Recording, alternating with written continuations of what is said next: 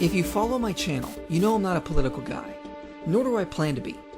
But there is one issue I do speak openly about that is usually associated with politics, even though it really shouldn't be, since it is more of a question of science and ethics than anything else. I am of course speaking about nothing other than abortion. I want to be clear up front. My critique of the pro-abortion community is not an attack on women who have been lied to or pressured into having an abortion. In the society we live in, many women who have found out they are pregnant are told they have no options, and an abortion is their only way out. Faced with such challenges and the lack of knowledge of the help that is offered, it is easy to fall into the belief an abortion is their only hope. I don't want to attack these women, since dealing with the emotions and lack of help can cause anyone to do something irrational. Most pro-life organizations simply want to help these women and offer support. That is completely false, a fact seen in the willingness of said anti-abortion groups to attack and abuse any person seeking abortion, calling for them to have their organs removed by the government, or even going so far to murder such people, as well as the doctors who carry out said procedures. These are signs of abuse, not genuine compassion. The entire basis of the anti-abortion crowd is forcing women, trans men and non-binary individuals to carry out labour against their will. This labour, by the way, carries a decent likelihood of complications, with one meta-analysis placing the percentage of long-term complications as high as 31%. It's not some minor inconvenience, it's biological slavery in which a person is stripped of their rights and turned into a birthing vat. That's not care. As for this notion that women who get abortions have been lied to or pressured into getting them, where is your evidence for this? I mean, I can show you how 95% of the people who receive abortions felt it was the right decision, including 89% of those who had any form of regret. I can also show how said regret is caused by the hostility people such as yourself are very much responsible for. What can you show? Absolute nothing, as per usual. And I just need to take a little side note here in stating we are dealing with someone who has no qualms using violent imagery to try and manipulate their viewers. So there will be some rather disturbing images throughout the video. Again, I put the content warning in the transcript as always, but I felt that this needed to be given extra time just to note. Caution as you go ahead.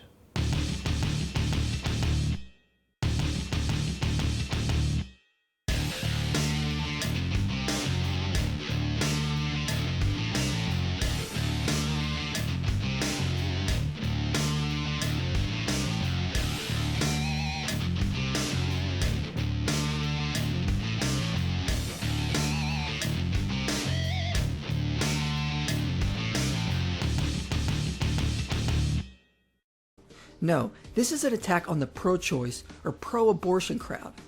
The people who think it's okay for any woman to have an abortion just because they want to.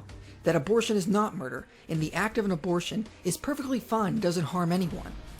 This is one of the most unscientific beliefs out there today, which is why the pro-abortion crowd doesn't address the scientific arguments from the pro-life community, and instead relies on appeals to emotion and strawman arguments. We are constantly told that the pro-life community just wants to take away a woman's right to choose, and is a religiously motivated government power grab to remove the woman's right to her own body. Which is such a blatant misrepresentation of the facts, it is hard to know where to begin in addressing this direct lie. Well, how about we begin with the evidence you show on screen whilst claiming that the pro-choice crowd doesn't address the supposedly scientific arguments in the pro-slavery community. This is a collection of quotes compiled by the student-run organisation Princeton Pro-Life. This is somewhat telling in the quotes themselves, as all they actually consist of are definitions of an embryo. I'm not joking. This is the apparent scientific evidence that inspiring philosophy boasts.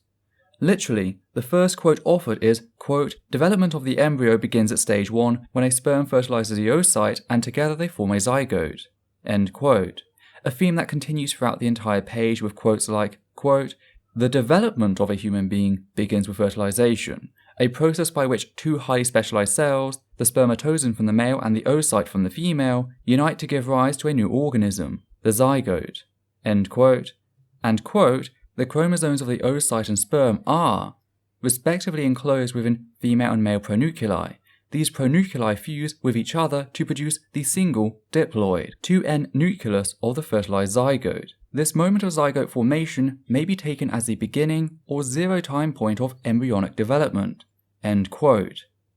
Putting aside the fact that these quotes come from the 90s, I have to ask what exactly this collection of references was intended to prove. We know what an embryo is, being the initial cell division post-fertilization. The relevance of this is what? I admit that I feel I are a little vague, using very problematic terminology for science, but what is ultimately being argued here? Each quote states that the development of a human begins, not that a person comes into existence or is formed. Even the heading has to admit this with, quote, "the starting point for a human life," end quote, not a human life in of itself. If we want to be accurate, then we'd replace life in this context with the phrase cell division, though I doubt the expression cell division begins at fertilization will carry the emotional impact that Inspiring Philosophy is banking on. Rather ironic considering the accusations he made earlier. Do note the way in which Inspiring Philosophy has cut the ends off the quotes as he displays them on screen, effectively making them unreadable to his viewers. It's as if he's relying on the fact that most of his viewers won't bother to check the link themselves and see what's actually written, relying on the intellectual laziness to pass us off as an argument with some credibility. He actively had to make the choice not to include the full quotes. Why? Where's the benefit to him if he truly believes this evidence to be so damning for the pro-choice community? First, this only shows they've not remotely attempted to listen to the reasons for being pro-life, or have ever talked with the pro-life community. Because if this was just a religiously motivated attack on women, then secular women like Kelsey Hazard, Lauren Nicholson, Albany Rose, Ellen Snyder, Teresa Lopez, Amelia Lynn must be in on a grand conspiracy to attack their own gender and force a religious view on their fellow women they don't even hold to. Actually, the simplest solution to this is that you're merely resorting to a straw man. Again, another thing you are actively accusing your opponents of doing whilst carrying out said fallacy yourself. The subjugation of women surrounding abortion has religious connections. The thing is, things change. Time moves on. Even the ex-religious can carry thoughts or practices they once held central to their identity with them, even after they've lost the basis for that thought or practice. I've even seen once religious people double down on such convictions in the panic that sometimes follows deconversion. This happens since society hasn't typically offered people knowledge of secular philosophy and identities to the extent of religious identities. Therefore, a person who simply doesn't believe anymore may face the world thinking that atheism is how religious apologists present it. Therefore, they seek other outlets to defend against this perceived nihilism. Yet this is only one of the reasons listed by yourself. There are those who simply want to use abortion as a means for control, and yes, religion is very often seen as an excuse, but the fact is that's not always the case. By the way, said people can include some women, particularly upper-class white women, since abortions are frequently used by working-class and minority women, trans men, and non-binary individuals. And yes, I know you brought up the whole women hurting their own rights as if that's an argument. But since we have anti-abortion politicians getting abortions for their wives and anti-LGBT+ politicians having same-sex liaisons, your attempts at ridicule aren't as effective as you likely hoped. The women you listed all have something to gain in acting out your example, much in the same way that racists will roll out a token black person against reparations and homophobes will roll out the gay person against marriage equality. They're right-wing heroes so long as they play the correct tune, and they'll get praised for that. Of course, these people could just be misguided and not realize the reality and implications of their actions, because I've never argued against that and neither has anyone else. But the majority of times when it comes to politics, yes, it's very often used as a means to control women, and it's very often done under religious influence. Why are these women pro-life? Well, the reasons are none other than ethical and above all scientific. Note the presence of ethics, i.e. the field of philosophy which tackles moral decisions and accountability. This will be very important for later on. All the evidence demonstrates quite easily that human life begins at conception, not at birth. According to everything science has revealed, this is just as much of a human as this is. Marjorie England says, development of an embryo begins at stage 1, when a sperm fertilizes an oocyte, and together they form a zygote. Almost all higher animals start their lives from a single cell, the fertilized zygote. The time of fertilization represents the starting point in the life history or ontogeny of the individual. The development of a human begins with fertilization, a process by which the spermatozoon from the male and the oocyte from the female unite to give rise to a new organism, the zygote. In fact, I could cite dozens of papers that all point out the obvious thing. Life begins at conception. Life begins at conception. Life begins at conception, at conception, at conception, at conception, and on I could go. There is not a scientific paper out there that says life begins later on or at birth. Again, your only evidence so far was that list of quotes defining an embryo, i.e. the early stages of cell division. If cell division is your definition of human life, I think we have a problem. But since all of the quotes only stated that development of a person begins, it's pretty irrelevant. Likewise, the development of a skyscraper begins with a solid foundation. That does not, however, mean that a skyscraper is a slab of concrete with some rebar in it. Your entire argument is based on a semantic dodge. Life in your usage is such a broadly defined term that it's useless in discussion over abortion. That's why science and ethics discuss the term personhood.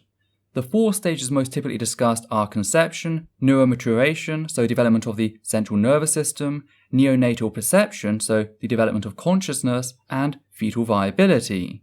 These are all key stages of developing life, each being part of a sum and neither being the whole in of itself. You outright lie about and deny all the discussion surrounding the topic of personhood for a red herring in the definition of an embryo. That fails as an argument since cell division doesn't magically equate a human being. You're making a fallacy of composition where you present a singular trait found within people and extrapolate that trait to be the sum total of a person. That is not a valid argument. The zygote is composed of its own human DNA and human future. As Christopher Hitchens said, I believe that the concept unborn child is a real concept, yes. And I've had a lot of quarrels with some of my fellow materialists and secularists on this point. I think that if the concept child means anything, the concept unborn child can be said to mean something. And actually all the discoveries of embryology, which have been very considerable in the last generation or so, and of viability, appear to confirm that opinion, which is, I think it should be innate in everybody, is innate in the Hippocratic Oath, is instinct in anyone who's ever watched a sonogram. So an embryo is undeniably human in not some subhuman form. A Hitchens quote in a collection of definitions of an embryo does not amount to an undeniable case. Now I can guess why you use the Hitchens quote. You perhaps think that atheists share the same sort of hive behaviour seen in Christians and indeed all religions. We don't. I consider Hitchens' arguments to be flawed, not simply for the same reasons as your argument, but also on the basis that he literally called upon the emotional response to sonograms as an argument. So whilst you present the idea that it's the pro-choice individuals appealing to emotion, it is you who actually quotes people making a very active appeal to said emotions. The projection on your part thus far has been astonishing. Yet I will note this. Hitchens still upholds the human right to bodily autonomy. Yes, he argues that we should make every effort to reduce abortions, but he argues we should do so through the availability of contraception, going so far to attack pro-slavery bills the anti-abortion crowd have attempted to pass. I should also note that this view on reducing abortion through contraception is nearly universal among the pro-choice crowd for a variety of reasons, hence the inherent dishonesty of the quote, pro-abortion label. Life begins at conception, so by logic, no one is trying to attack a woman's right to her body, because this is not her body. It is a new human with its own body currently developing, just like a 3-month-old is and a 3-year-old is. Until the pro-abortion crowd can provide any scientific evidence that a fetus is part of the woman's body, they cannot say the pro-life movement is an attack on a woman's use of her body. What if this innocent child developing is a woman as well? Doesn't she have a right to her body? Very good, inspiring philosophy. You are correct in that the fetus and the placenta are not the person's body. Nobody ever argued that outside of some weird dietitians obsessed with placentophagy. What you and the rest of your ilk have pretended isn't relevant, however, is the fact that the womb and the rest of the surrounding area is their body. I mean, did you realize that your argument could be made in defense of rape? What if a rapist claims that their act wasn't a violation of another person's bodily autonomy, since, as can clearly be seen, this is their body, not the victim's body? Here, I've done you a diagram. This right here is just as effective as the crap you've just pulled. That's to say, not at all. I don't know if you knew this inspiring philosophy, but a person has to carry around the fetus. It's not like it exists in some other dimension. It feeds off another person as it grows and gradually gains personhood of its own. An unwanted fetus is just a parasite, and the person carrying it has every right to reaffirm their human rights, including bodily autonomy. Note on screen are the human rights often violated by pro-slavery anti-abortion activists. Inspiring philosophy's pathetic attempts to pretend like it's not a violation of bodily autonomy doesn't fly with me. I mean, let's just pretend for a moment that a fetus actually had personhood. That still wouldn't give it the authority to override the host's human rights. Consider this. If a child of 5 years of age, so an actual child unlike a fetus, were delivered to a hospital and needed blood and there was another patient with the correct blood type, could the hospital staff take said blood, which comes back within a few days? Could they take said blood by force? No, that would be a grievous breach in medical ethics.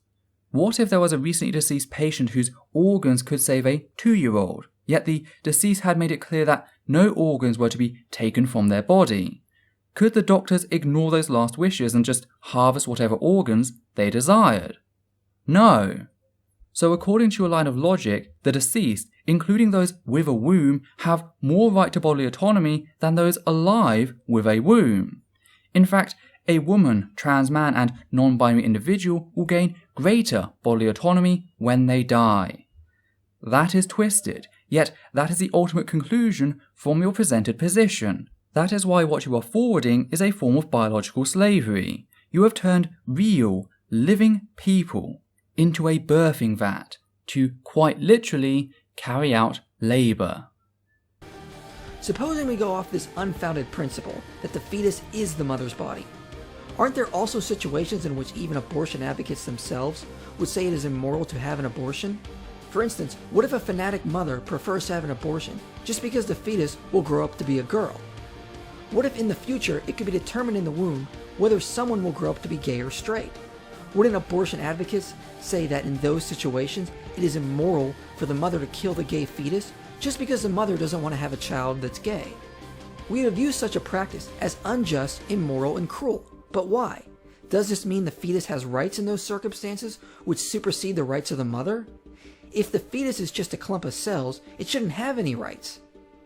If, on the other hand, we recognize these situations to be immoral because a gay or straight fetus has some future potential which is valuable, then how is this different from any other fetus? Shouldn't we recognize that all fetuses per se have some intrinsic worth? I wondered when inspiring philosophy would go full eugenics. You do understand that the intention and reasons play a role in ethics, and that discrimination is an act that rises above the individual or would-be individual in this instance. It would be a hate crime since it's an act that furthers the narrative that LGBT+ individuals and women either need to be exterminated or are lesser to men. That's a fact completely separate to the existence of a fetus. You may as well be asking why sex is okay yet rape is wrong, since both consist of the same physical act. You've ignored the social context entirely. So the fact remains, the basis of the pro-life movement is the science of when life begins and moral responsibility to protect the innocent from harm and death.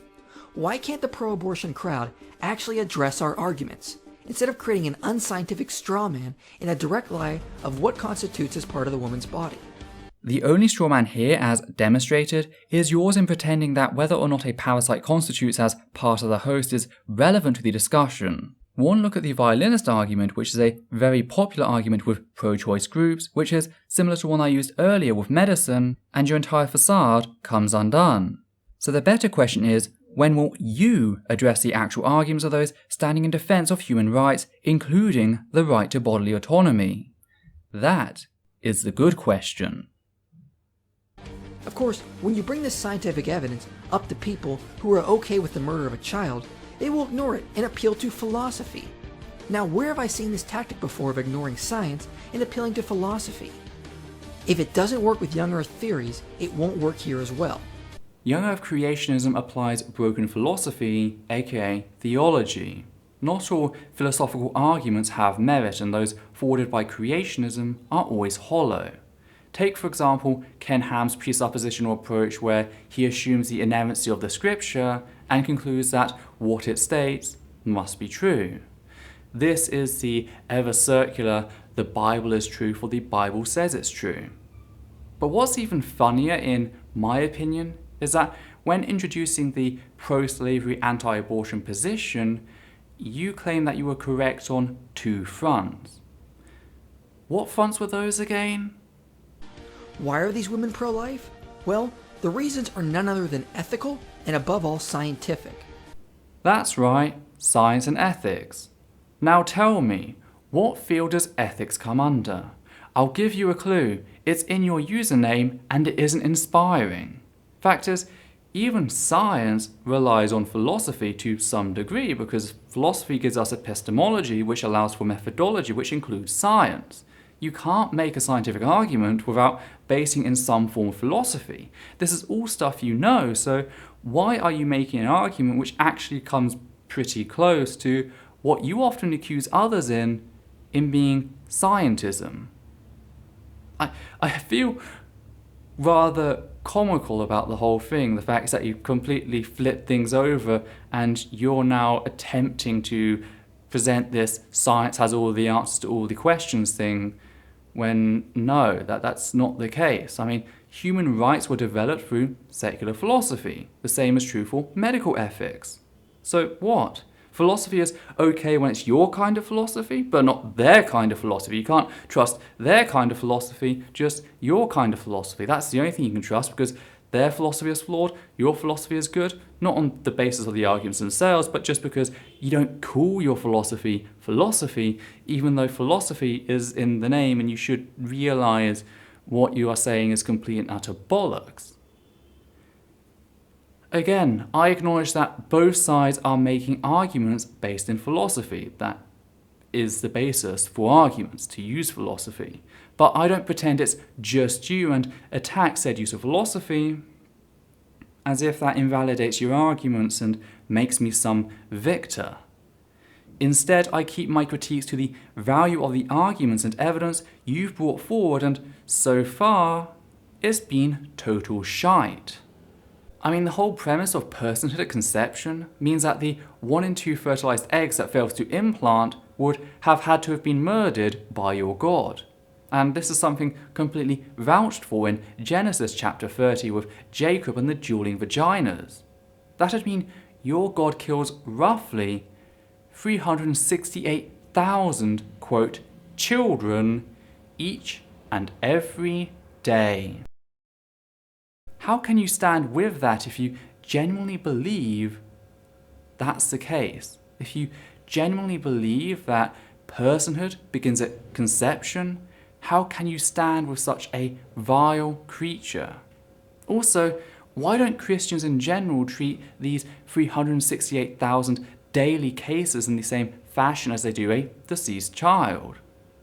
Halfway through your video and you're finally attempting to counter some arguments, but I feel this video has dragged on long enough in how so much dishonesty has been presented by you, and I've had to clear up every little bit just to get to this point. The first half of your video is nothing but poisoning the well and pretending you have evidence when, really, when I read it, it just turned out to be nothing beyond definitions of what an embryo is. Argumentatum ad dictionarium. I expected better for my time.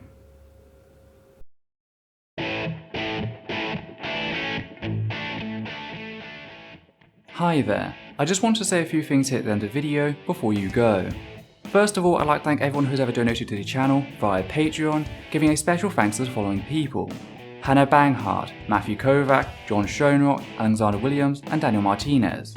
Your support has ensured this channel its ability to grow over the years, and for that we are truly thankful. I'd also like to ask that you comment down below and like this video, as well as subscribe and follow Essence of Thought on Facebook and Twitter. Please also consider following Atheist Alliance International on Facebook, an organisation dedicated to helping atheists around the globe.